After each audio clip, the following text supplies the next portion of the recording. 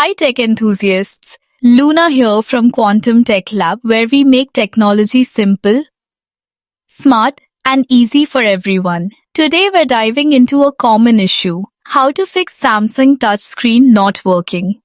Don't worry, it's usually something you can fix without visiting a service center. First, try a force restart. Press and hold the volume down and power button simultaneously for about 7 to 10 seconds.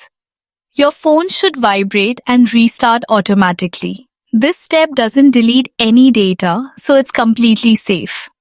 Often, a temporary software freeze causes touchscreen issues, and this simple restart can resolve it. If your touchscreen still isn't working after the restart, the next step is safe mode.